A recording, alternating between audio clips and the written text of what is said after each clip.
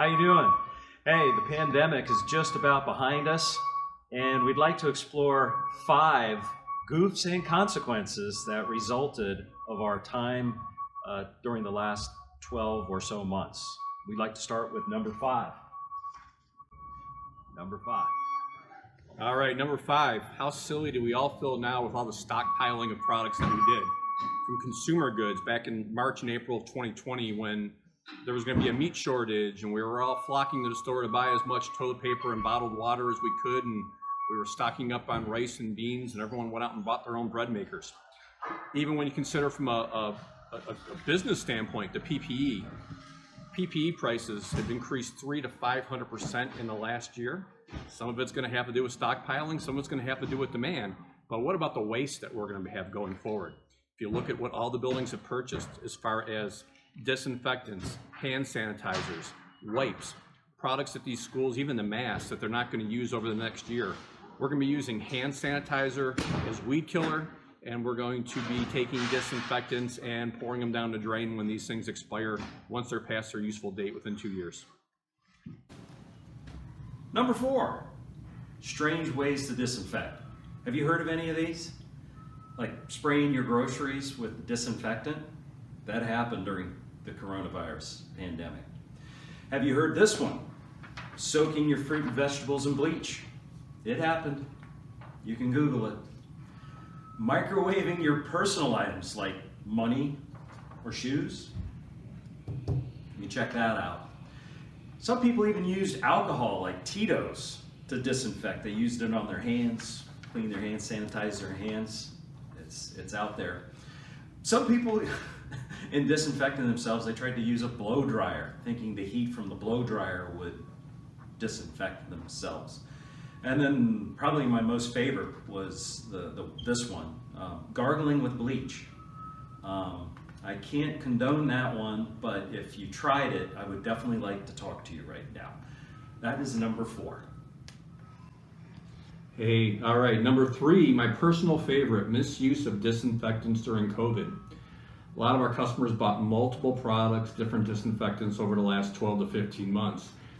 We can all go back to discussions about dwell times, discussions about dilution rates, and the whole more is better, and we're going to kill more. What about the electrostatic sprayer debate? What products are ready to go through? What products were approved by the EPA to go through? Still struggling with that. You know, we're going to have an entire summer here of cleaning up quat buildup. We're going to have sticky floors, sticky desks, sticky surfaces. Other silliness we had. I don't know about anyone else, but how about bleach clothing?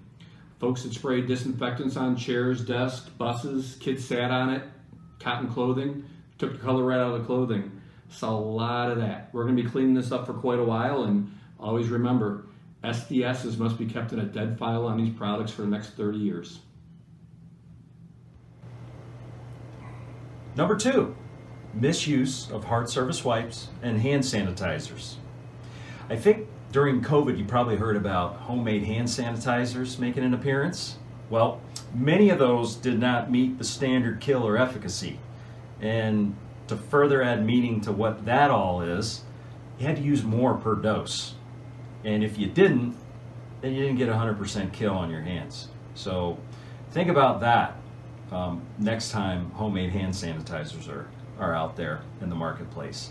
Hard surface wipes. This is just a declarative statement. They are not hand sanitizer substitutes. Okay? They are not hand sanitizer substitutes.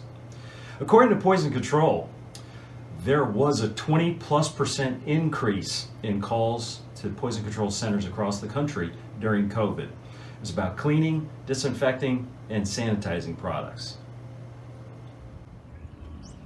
All right, number 1 goof and consequence of the pandemic was improper use of personal protective equipment. Once the CDC came out and said that COVID was mostly transmitted through the air, through cough, through sneeze, through fluids coming out of the mouth, or through loud singing or screaming, masks became the norm, and it became our new normal, right? But you go out, go anywhere, and you'll see misuse of PPE, even in healthcare. Been in hospitals, they say 15% of nurses don't know how to properly remove their gloves, snap them off. But again, you see face shields that are up, you see 3-ply masks that are down. You see them where they're just covering the mouth. the other thing they don't tell you, I know how many folks have a box of these in their car, in their home. These are only good for about a 24-hour period. The CDC recommends throwing these out right after the fact. Gaiters. CDC came right off, said that they didn't recommend the use of gaiters. These were not adequate protection. Cloth masks are good too. Cloth masks are nice. Some of them 3-ply, 2-ply, 1-ply, doesn't matter. You've got these. But again, how many folks are reusing these day after day? I always giggle when I pass a car sitting in a parking lot and they've got one of these hanging from the rear view mirror like the sun is doing some kind of ultraviolet light disinfecting to them. The last thing that became an issue was the gloves. You want to watch some funny YouTube videos?